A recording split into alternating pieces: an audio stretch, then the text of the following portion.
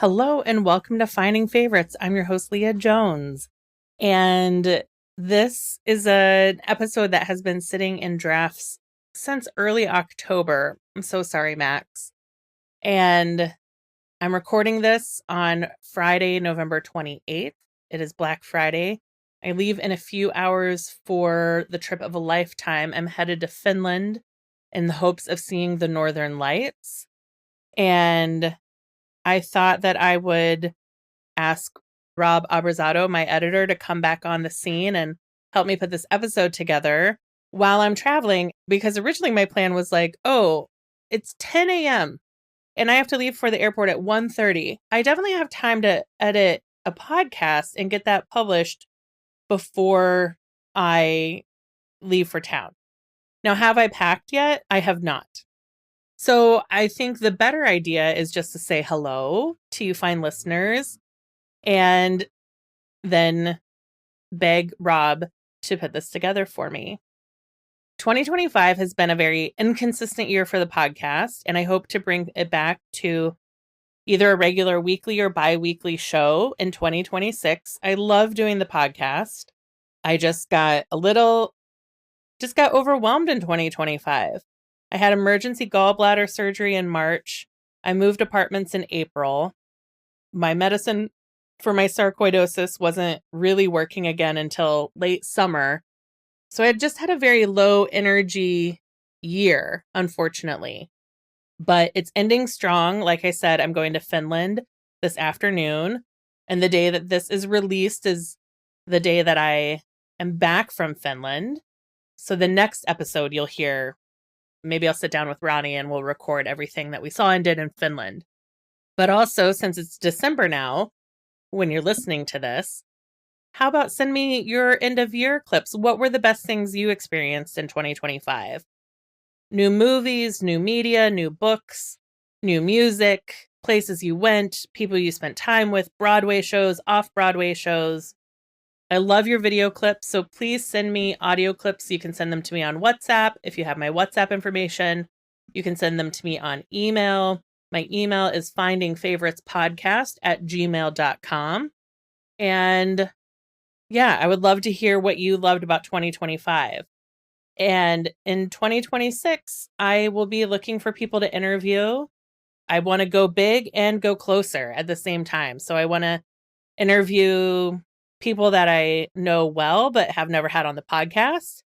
And, maybe 2026 is the year that I get the Doughboys, Jason Mantzoukas, Nicole Byer. She's coming to Chicago to film a special next year. So maybe she'll record an episode of my podcast while she's in town. I would love to bring back Candy Chat Chicago on a regular basis next year. I think that's going to have to mean find some way of funding both of those projects to keep things moving, because Rob is well worth every dollar I spend on his help, because commuting to work eats into my podcast time. That was how the podcast started in 2020, was I wasn't commuting anymore. So I got 10 hours a week back, and I poured that into learning how to edit and record and produce podcasts. And then once I added 3 days of a commute back in and a full-time job and seeing all the movies that I see, I've had a hard time finding how to fit podcasting into my life as a hobby that I love doing. So this was a fun year. You guys have stepped up and helped Cars for Ukraine, and my brother has seen some donations that are, I think, from listeners. So if you haven't donated to Cars for Ukraine, specifically the Washington Battalion, please do. My name is on the side of a car that got delivered to the army in Ukraine last week, so that's pretty neat. So I want to bring the podcast back in a bigger way in 2026. I hope that you are still listening. This interview with Max Klau was really special. Max facilitated a facilitator training that I attended a few years ago, pre-COVID, so 2018, 2019, for a program called Answering the Call from New Politics Academy.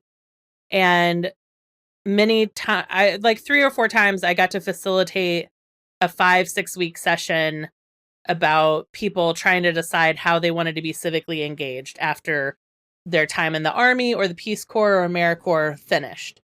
And it was a really powerful way to volunteer for me. And I was really grateful to meet Max. Max has a new book out. And so we're going to talk about his book. We're going to talk about making music. And I hope you enjoy this return to the podcast. And then send me your clips. What did you love about 2025?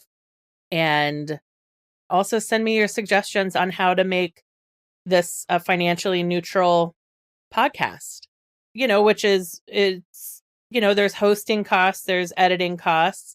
I don't pay my guests. I don't get paid. But yeah, if you want to sponsor a few episodes, let me know. If you just have ideas on what I could do differently, who do you want to see on the podcast? I'm taking your feedback. So with all that, I hope you got your COVID booster. I hope you got your flu shot. If you are eligible, your shingles vaccine, your RSV vaccines. But, wear your mask, get your boosters, wash your hands, and keep enjoying your favorite things. Welcome to the Finding Favorites podcast, where we explore your favorite things without using an algorithm.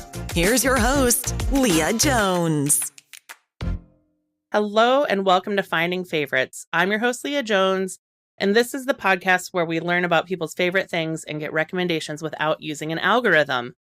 I am joined today by writer and the founder of the Center for Courageous Wholeness, Max Klau. Max and I, we'll get into it, met each other pre-pandemic. Mm-hmm.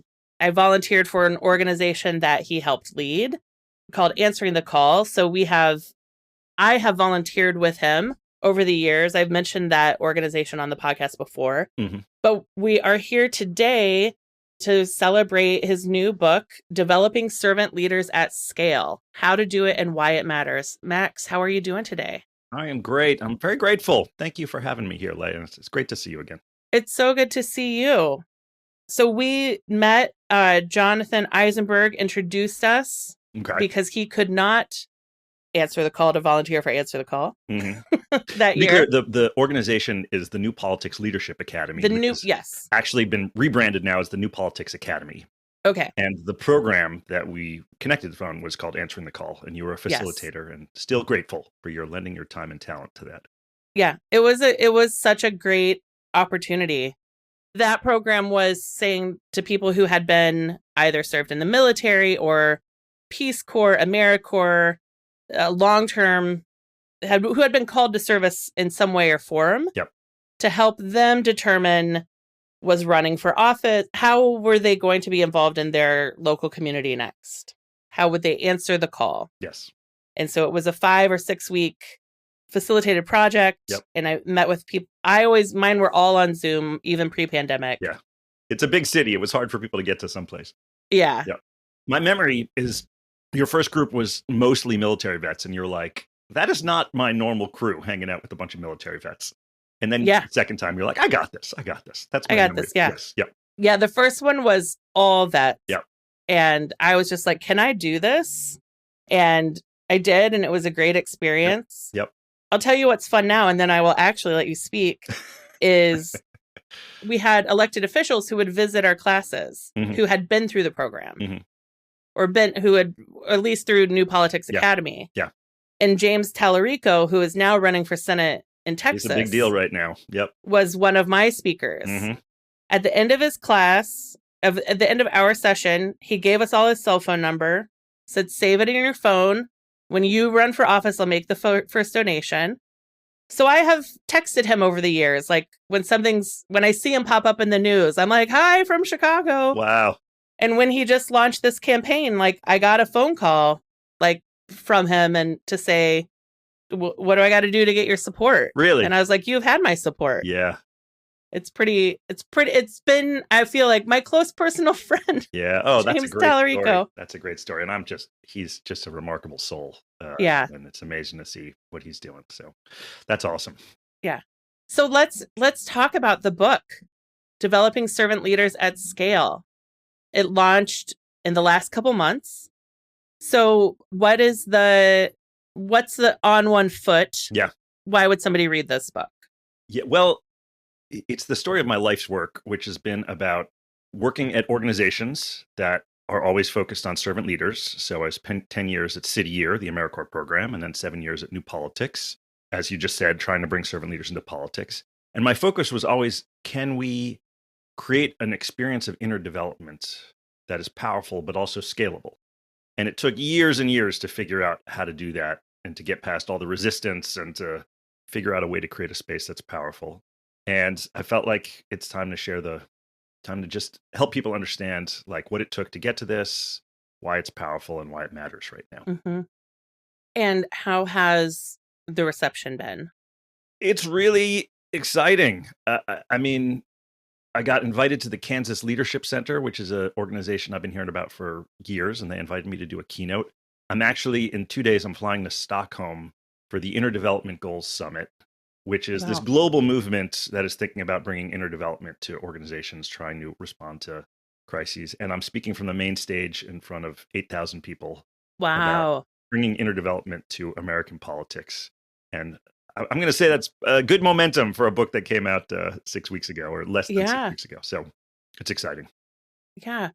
When you were putting pen to paper on this, what surprised you while you were writing the book? Either a story from your personal history that you were surprised bubbled up, something you remembered, or what surprised you during the process of writing it?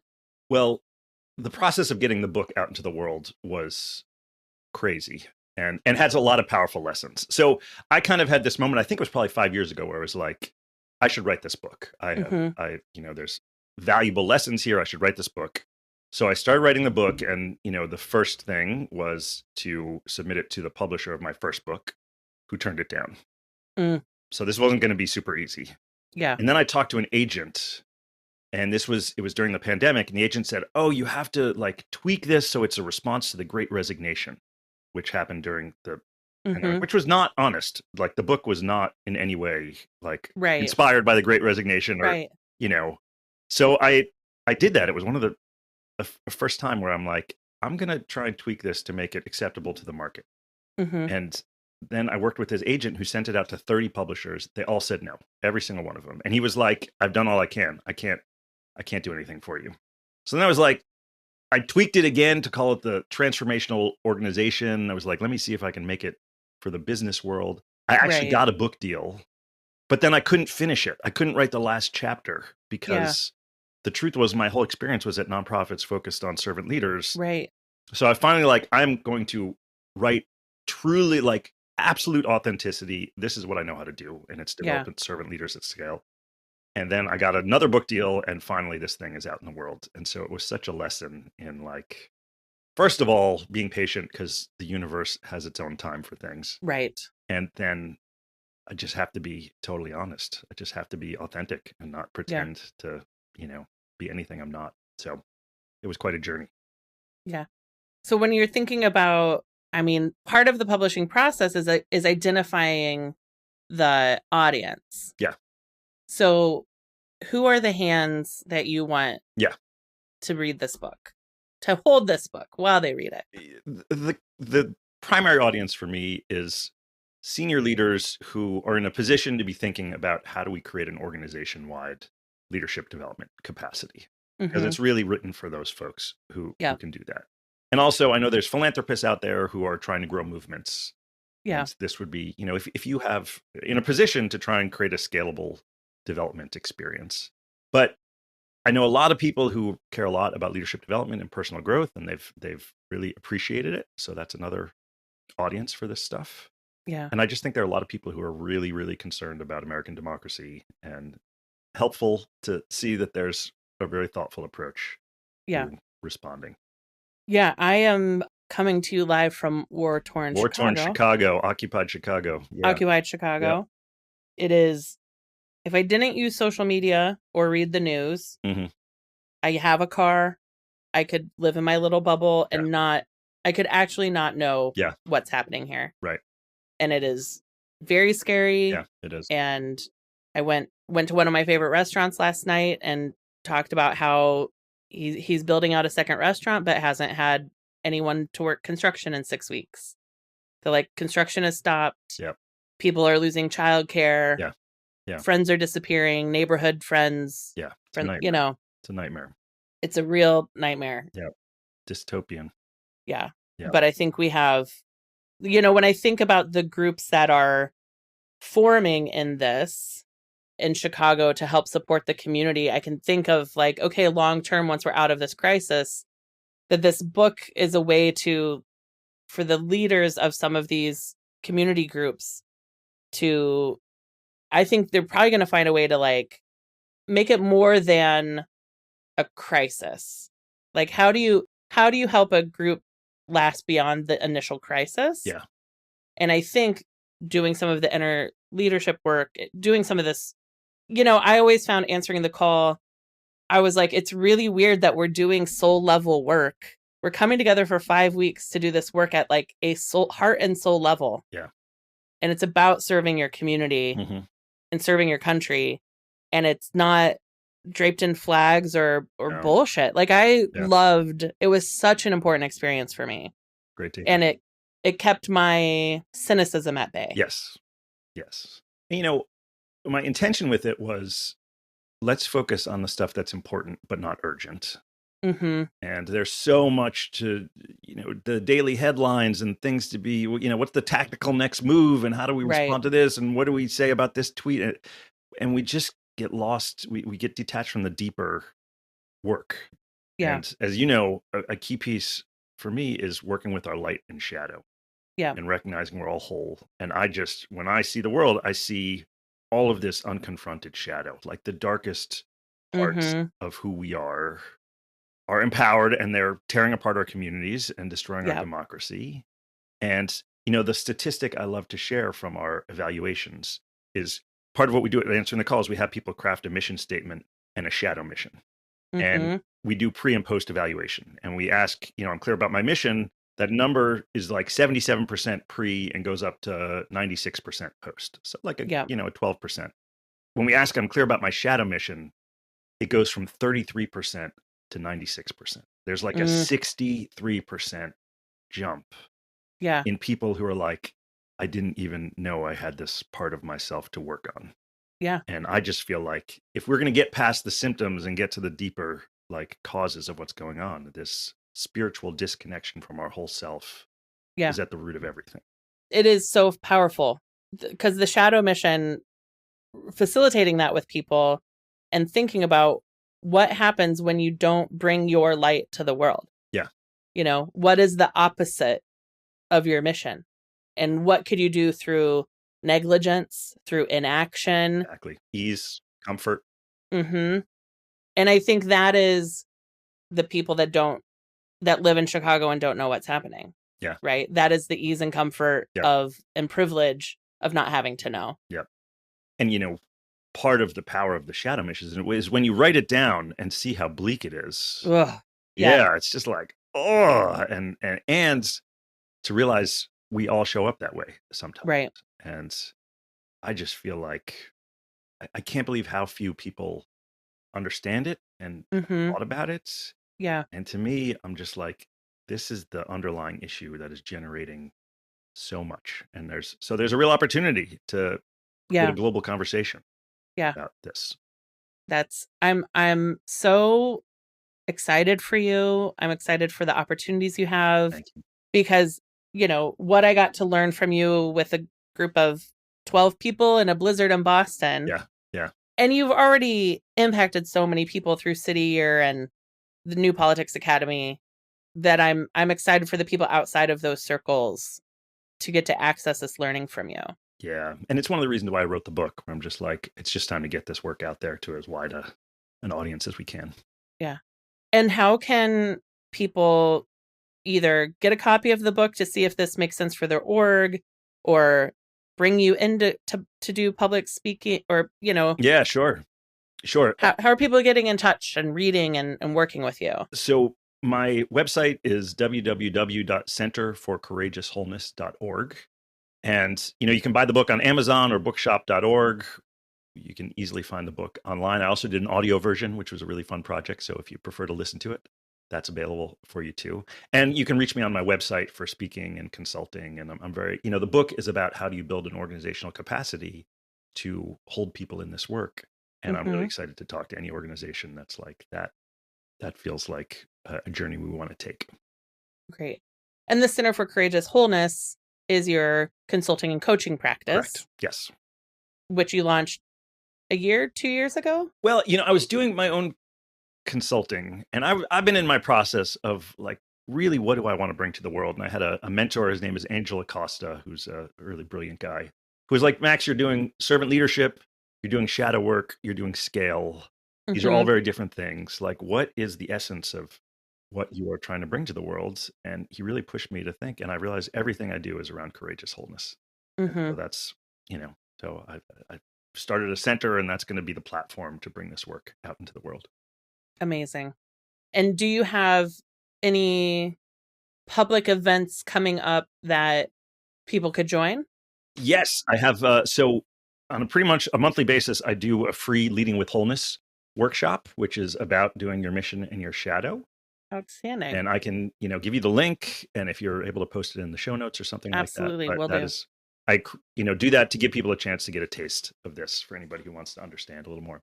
I also just created, if you go to the Center for Courageous Wholeness website, you can take the Shadow Mission Challenge, and you should get a pop-up. There's also a message at the top of the page, but it's we'll briefly walk you through the process of crafting your mission and your shadow.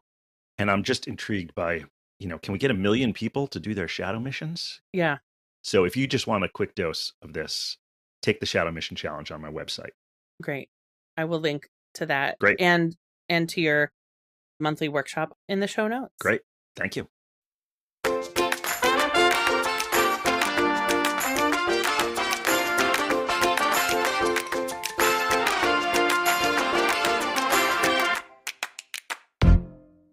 Well, Max, the book is what finally got us on to talk today. But as I told you just moments ago, the podcast Finding Favorites, I also talk to people about their favorite things. So what are we going to talk about this morning? Well, I have a new album coming out. I'm a musician. I have a folk rock band, and I write the music, and I have a new album that's coming out, and it's just joy. It's just the writing the songs, the performing live, the recording, every part of it is just joyful and feels like absolutely an act of resistance right now. Yeah. And so that's what I would love to talk about. Great. What is the name of the band? It's the Max Klau Band, which is the Max Klau Band. All right. Not the most creative. I have to say Dave Matthews is my greatest musical influence. And that was a little bit of an inspiration for the totally uncreative name. Yeah. But it is, I did create the band. I was like, it's my music. This is not a democracy where we're going to co-write me. I'm like, I want to play my music, and all the musicians are down with it. And so it's really a fun project. When did this band come to be? A long time. I think it was like 2005. I was known as Max on sax growing up. I played saxophone and I played in a bunch of bands. And, in my 20s, I had these nights where I was like on stage at 1:30 in the morning in a loud bar playing a saxophone solo to Brown Eyed Girl or something. I was like, I'm done. I'm just done with this. Yeah. I'd picked up a guitar and was writing my own music. And it was actually at the end of grad school, like getting my doctorate, I was like, I have to start playing my own music. Yeah. So I was like 32 or something. This was not a childhood thing, but it was really fun. We got really into it, and we put out an album, and then I had kids, and it just stopped for 10 years. Basically, just stopped. But it's come roaring back now that my kids are teenagers. Nice. And is it a rotating cast of bandmates? Over the course of 20 years, I imagine people might come and go, or is it a pretty steady group that you play with?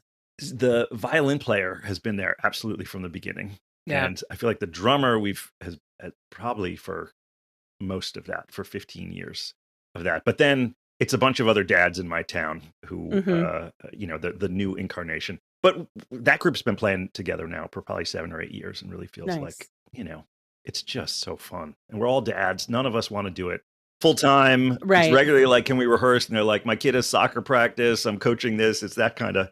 But when we get together, it's just so fun. Nice. Yeah. So I also played saxophone growing up. Nice.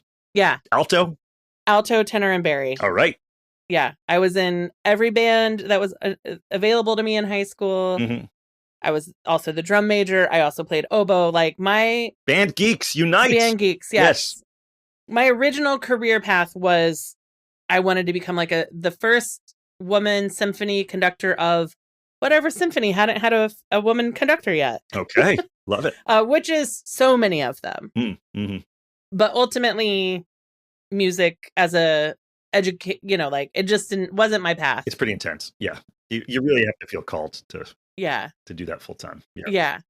But saxophone is so fun.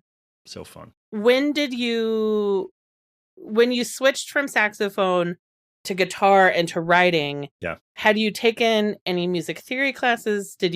Were you just like guitar, keyboard, thinking of some lyrics? Like what is your music writing process? Oh my gosh, I can't believe you're asking me about this.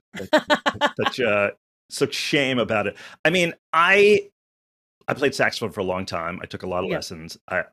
I never understood music theory. And I always think, if you play piano, it's so visual, like hear the chords and hear the, hear the intervals, and saxophone, you can't see it that way. And I feel like I just got very far just by playing by ear and just like, oh, this is roughly the key we're in. And, so just a lot of playing music with very little real understanding of the theory behind it, But I think I picked up a guitar in college or something. And I never took a lesson. And just started strumming whatever, basic stuff. But over time, I got better and better and started writing. I did all these service programs, and which was like, go to a kibbutz in the desert where there's no TV. And I just had so much time to sit and started writing tunes, And eventually I was like, I have an album worth of songs here that nobody has heard. And that in my head, I can hear a band's instrumentation.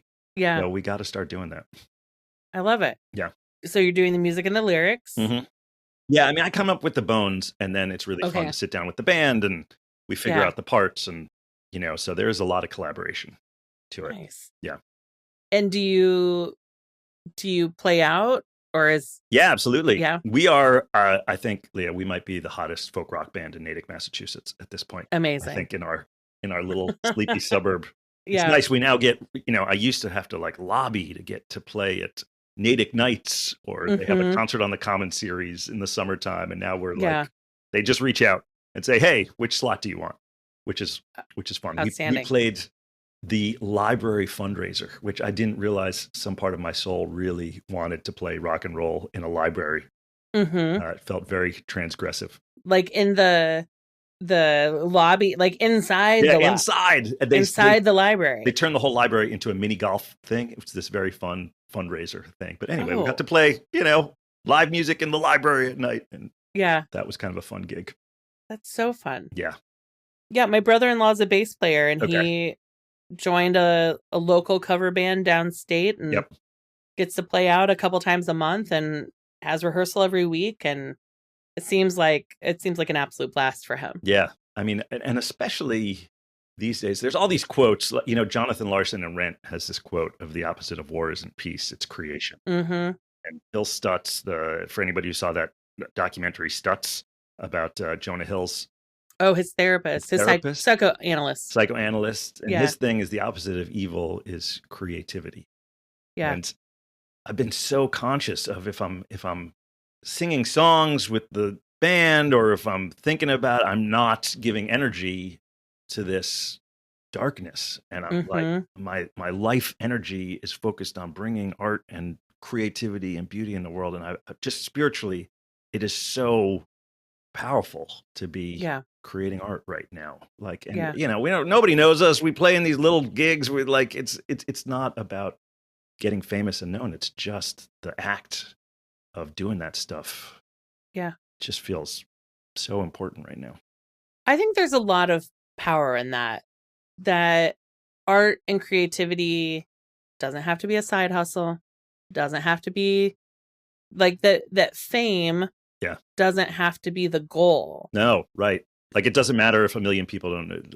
I disagree with that completely. Like, just, Beyonce sells a lot more records than I do. Sure.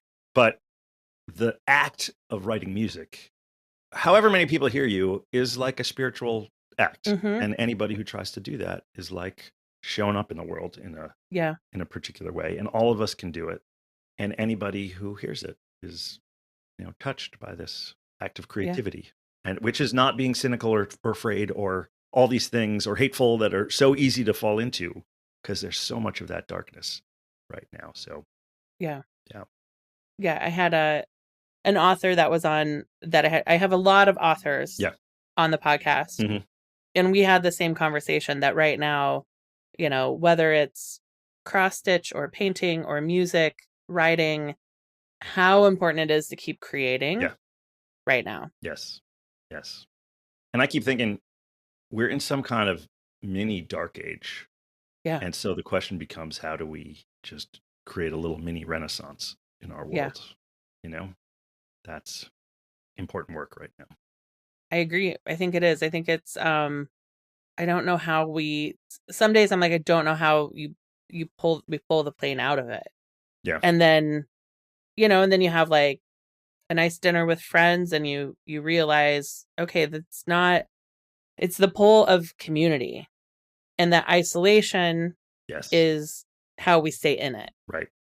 In 2019, I did a tour of Poland, and it was led by my friend Zohar Avignor, who over the last 2 years has been very active in the hostage family forum, because his sister-in-law and nephew were taken to Gaza and released in the first exchange after 50 days. Yeah.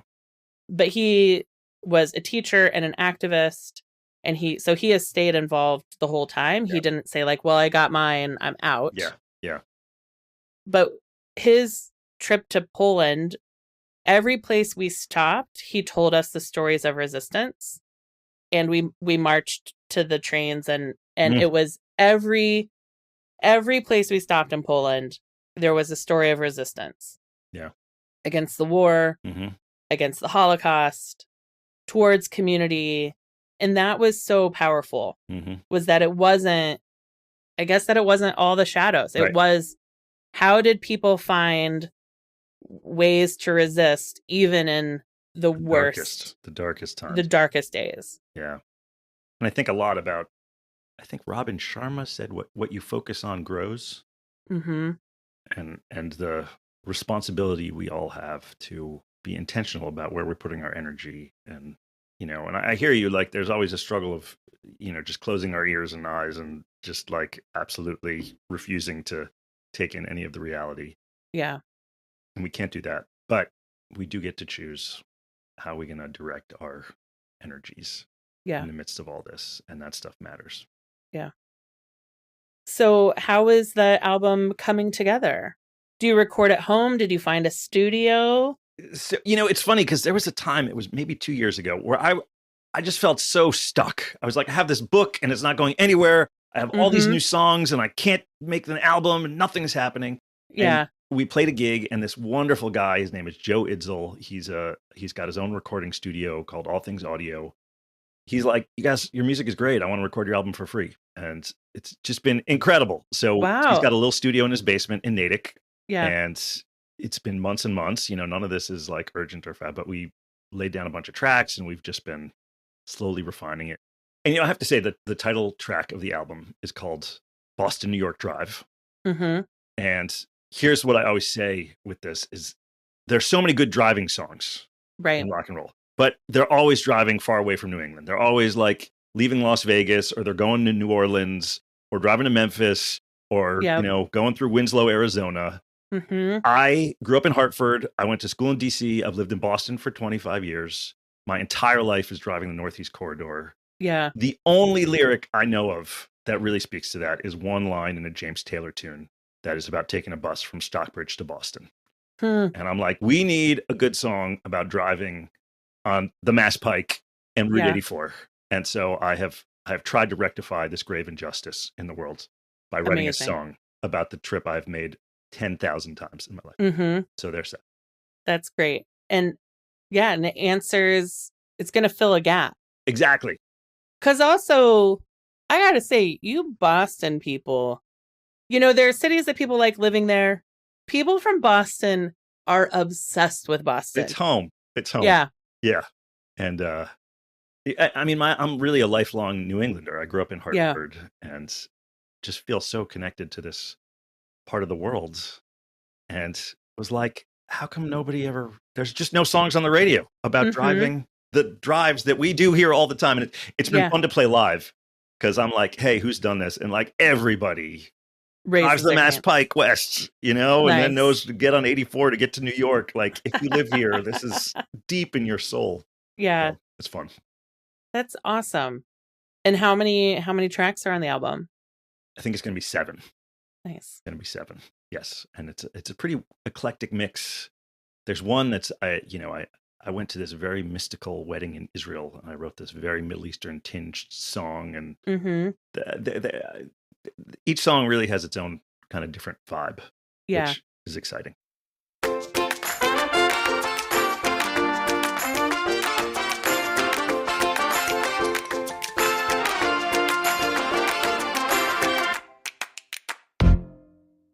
Early in my career, I was a social media coach for rabbis and rock stars. Really? Yeah. Yeah. Wow. I was out on my own. I'd been at Edelman is where my marketing career started. World's largest independent PR firm. And went out on my own and I started a social media coaching business in 2009 because I believed that I could teach you. Like, I thought I was going to work with authors, namely.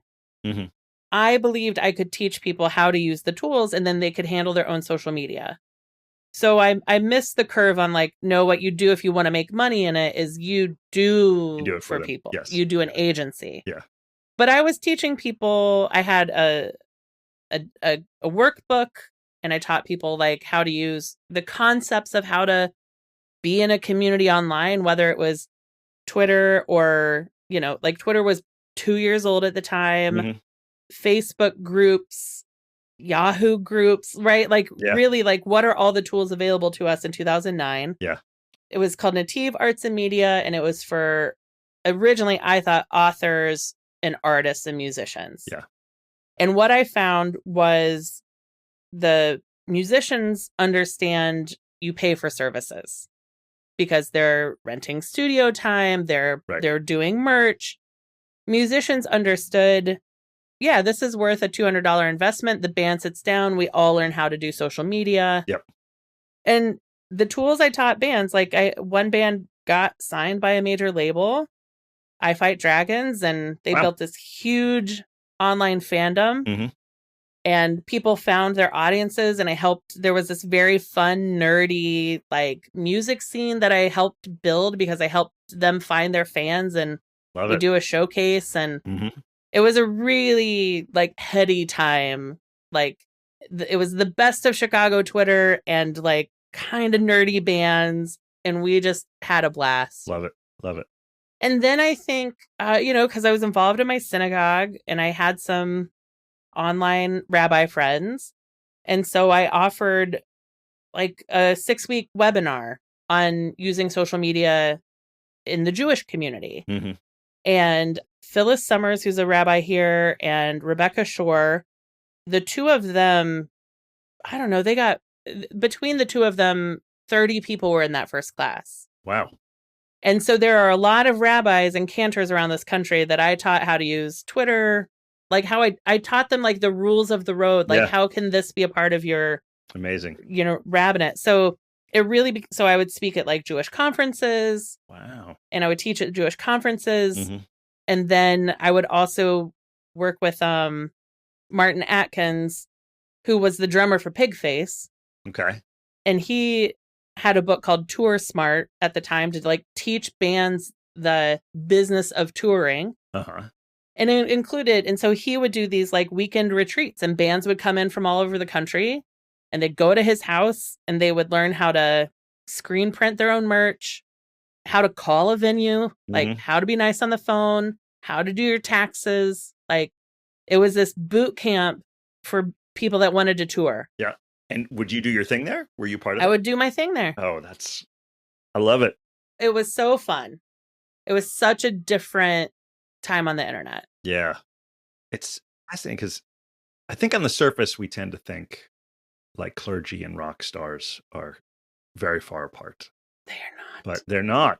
And I don't know, I lived in Jerusalem for a while. I can't tell you how many Orthodox Jews I met who were like, I was on tour with the Dead for like years and then found this. Like there's this kind of deep spiritual longing that sometimes expresses in being a super fan of music. And it's not so far to be a religious leader, So that's very cool.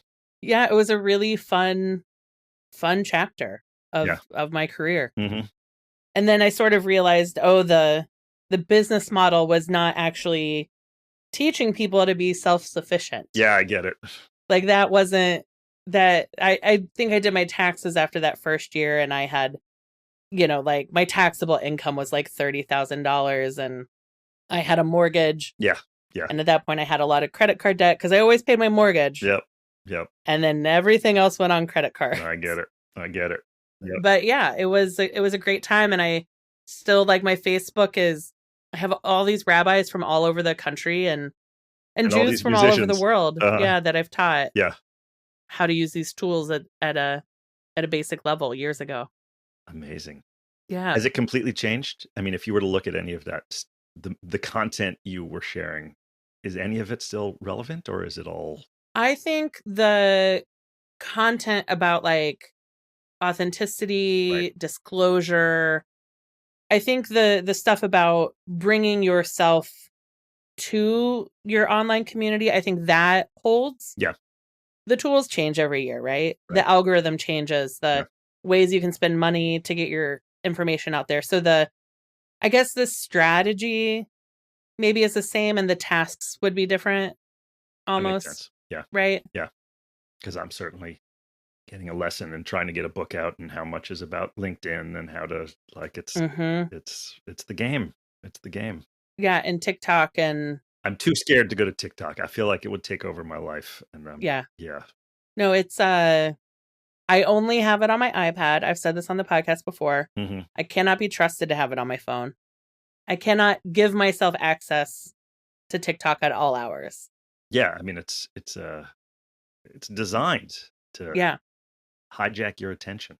Yeah. Yeah. I also find it really, as I'm Gen X and as someone who grew up clicking the TV, it really scratches like flipping through the channels. Yeah. And just like you never find nothing's on, but you just sit there and flip the channels and watch MTV for a while, watch Comedy Channel for a while when it was just comedy clips. And so for me, it gets that. Like I'll sit in front of it for an hour, but there's nothing on. But an hour's don't gone. Walk away from it. All right, that's what they do. That's what they do. Yep. What are other bands? You mentioned Dave Matthews Band. Yeah. What are some of your other bands that either influence the Max Klau Band or that you love seeing live or putting on when you're driving from Boston to New York? Yeah. I mean, I listen to a lot of real jazz on Sirius XM. I keep going there. I love the Moshab Band. I played with this band called the Moshab Band. They're not well known, but they are this incredible blend of like Jewish spirituality meets Pearl Jam. And I don't know, there's something about that sound that has been very influential to me. And then, we do some, what do we do? We do a Rolling Stone cover and a Bob Dylan and, some classics. I don't like to do all covers of that stuff, but definitely there's some classic rock in there. But also like Sting, the stuff that walks the line between jazz and rock. And, it's a little bit complex, but it's also really catchy and gets you in the kishkas. I guess that stuff. And Bob Schneider. I'm a big fan of Bob Schneider. Okay. Who's from Austin. So, yeah. I don't know. I hope that's a reasonable answer. That is a reasonable answer. Yeah. It's funny. I know a lot of people who are like, their whole thing is listening to different bands and being, I'm like, there's some stuff I like, but I really like writing and playing more than, sitting around listening to stuff all the time. Yeah. I, in the last year or so, pulled my CD collection. I moved it to my car. In the black yes, which we all have. And yes. Yeah. In the black zipper folder. Exactly.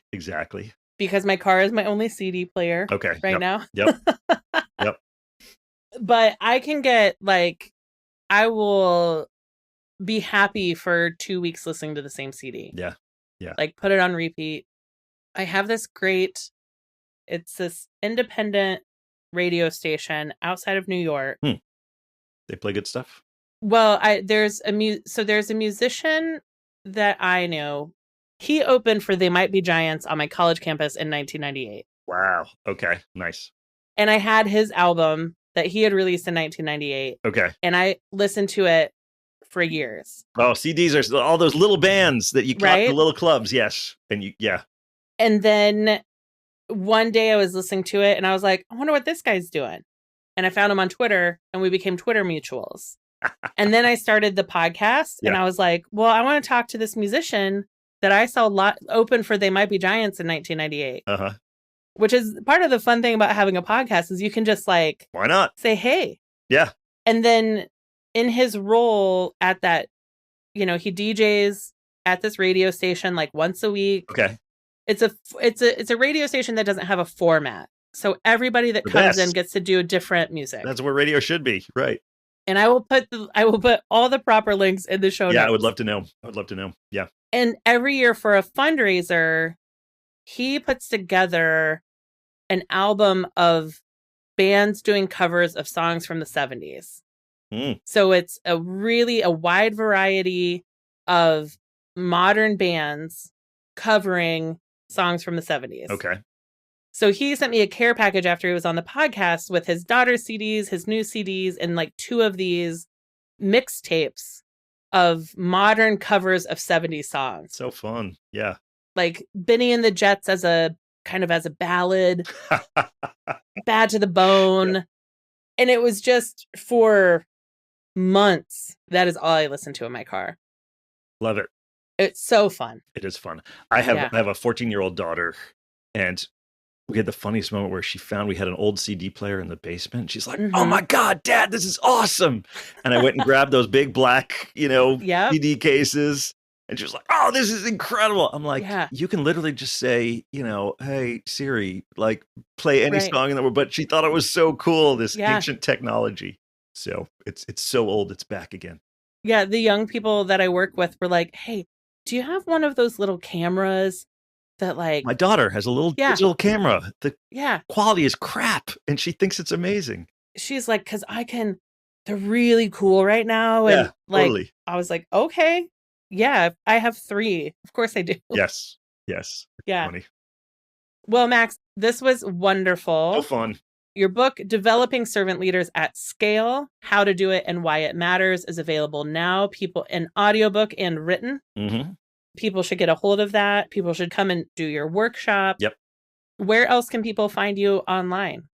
I mean, if you just Google me, Google Max Klau, MAXKLAU, and I now have a lot of videos talking about shadow and courageous wholeness and the work of the center. And it's pretty easy to find a bunch of other podcasts and video interviews and that sort of thing. So if you want to do a deep dive, it's easy to find.